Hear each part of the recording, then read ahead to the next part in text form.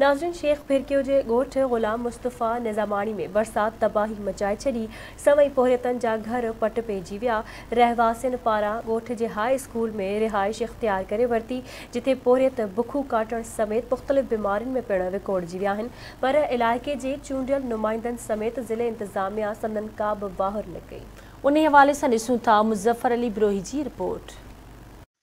शेख भिरकियो जे ॻोठ ग़ुलाम मुस्तफ़ा निज़ामाणी में बि बरसातनि तबाही मचाए छॾी। सवें पोरियतनि जा घर पट पइजी विया। रहवासियुनि पारां ॻोठ जे हाई स्कूल में रिहाइश अख़्तियार करे वरिती, जिते पोरियत बुखूं काटण समेत मुख़्तलिफ़ बीमारियुनि में पिणु वकोड़जी रहिया आहिनि। पर इलाइक़े जे चूंडियल नुमाइंदनि समेत ज़िले इंतज़ामिया बि संदनि का वाहिर न कई। स्कूल में रिहाइश पज़ीर मुतासिरनि पारां पंहिंजे अहंजनि मुतलिक़ आवाज़ टीवी न्यूज़ सां वीचार वंडिया त कोन मिली असांजा पंहिंजा घर किरी पिया रहिजी ॻोठ में वेठा आहियूं। माना थी इहो था चाहियूं त असांखे माना हुकूमत जे तरफ़ां असांखे सामान मिले। बि कोन आयो, केरी कान आयो, कुझु का शइ ई कान्हे। असांजा बचा लंघण कुझु ई कोन मिलियो। हितां असां रईसनि जे ॻोठां घर मां वठी अचूं खायूं, न त ईअं बचा असांजा लंघण बरसाति में घर सभु किरी पिया रईसनि जे स्कूलनि में अची वेठा आहियूं।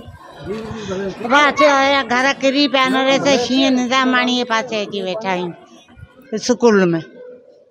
अच्छा करियो असां गवर्नमेंट खे त असां कुझु मदद। असांजी गुज़ारिश इहा आहे, मुतालबो इहो आहे असांजो त असांखे ज़िलो टंड मोहम्मद खान में ॻोठ ग़ुलाम मुस्तफ़ा निज़ामाणी में असांखे हिकिड़ो राशन ॾिनो वञे। असांजा घर किरिया आहिनि, उहे घर ठाराया वञनि। असांजे ॻोठ में तक़रीबन 300 साढा 300 घर जेके किरी चुका आहिनि ऐं उन खां पोइ 200-250 घरनि में ॾार पइजी विया आहिनि। हेसी ताईं असां वटि केर बि कोन आयो आहे। इन सां असांजी सार संभाल लधी वञे। राशन ॾियो, असांखे का दवा का दारू ॾियो।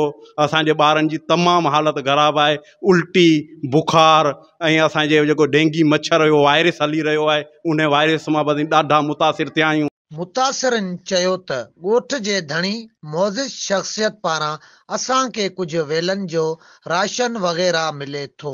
बाक़ी ज़िले हुकूमत, चूंडियल नुमाइंदनि या ॿिए कंहिं बि असांजी सार न लधी। असांजा मासूम ॿारड़ा औरतूं बुखूं काटण समेत मुख़्तलिफ़ बीमारियुनि में पिणु वकोड़जी रहिया आहिनि। मुतासिरनि इलाइक़े जे चूंडियल नुमाइंदनि समेत वज़ीर आला सिंध बिलावल भुट्टो ज़रदारी ऐं वज़ीर आज़म खां वाहिर जी अपील कई आहे।